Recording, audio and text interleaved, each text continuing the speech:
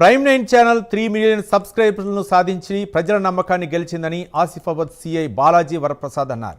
ఈ సందర్భంగా cake cut చేసి యాజమాన్యానికి శుభాకాంక్షలు తెలిపారు. రానున్న రోజుల్లో 10 మిలియన్ సబ్స్క్రైబర్లు అందుకోవాలని ఆకాంక్షించారు.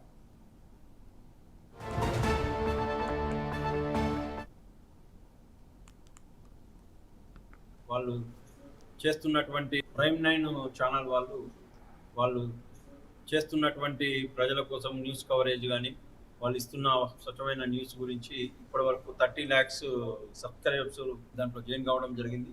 దానికి మా ఆసిఫాబాద్ పోలీస్ తరఫున ప్రైమ్ 9 ఛానల్ వాళ్లకు శుభాకాంక్షలు తెలుపుతున్నాము.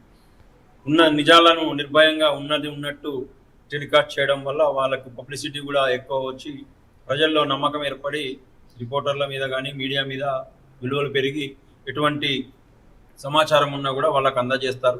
కాబట్టి మిగతా ఛానళ్ళకు కూడా అందరికీ ఈ సందర్భంగా ప్రైమ్ 9 వాళ్ళు 30 లక్షల సబ్స్క్రిప్షన్ను సంపాదించుకోగలిగారు. కాబట్టి మిగతా వాళ్ళు కూడా దీన్ని కృషి చేసి అందరికన్నా ఎక్కువ సంపాదించుకోవాలని కోరుకుంటున్నారు. చనిపోయిన 2 గిరిజన పిల్లలకు 10 లక్షల రూపాయల ఎక్స్గ్రేషియా ప్రభుత్వం ఇవ్వాలని మాజీ డిప్యూటీ సీఎం రాజన్న ద్వారా డిమాండ్ చేశారు. ఈ మేరకు మంత్రి చెప్పినవన్నీ అబద్ధాలేనని ఆయన ఆరోపించారు. ఐటీడీఏ పీఓలు జిల్లా కలెక్టర్లు డబ్బులు ఇవ్వాల్సిన బాధ్యత ఉందన్నారు. అలాగే అన్ని కూడా మా జడ్పీ చైర్మన్ గారు విన్నారు, మీరు చూస్తున్నారు. అదంతా వాస్తవం. నేను ముఖ్యంగా చెప్పేదంటే చనిపోయిన వాళ్ళిద్దరు పేద పిల్లలు, గిరిజన పిల్లలు కాబట్టి 15 లక్షల ఎక్స్గ్రేషియా మాత్రం గౌరవ ముఖ్యమంత్రి గారు గ్రాంట్ చేయాలి. మంత్రి గారి పెట్టుకుంటే ఏమీ జరగదు అక్కడ, మీ అందరికీ తెలుసు. అలాగే ఐటీడీఏ పీఓ పాడేరు గారు డబ్బులు కట్టలేదని అక్కడ వైద్యం చేసుకుని పిల్లలు కూడా వెళ్ళిపోమంటున్నారట.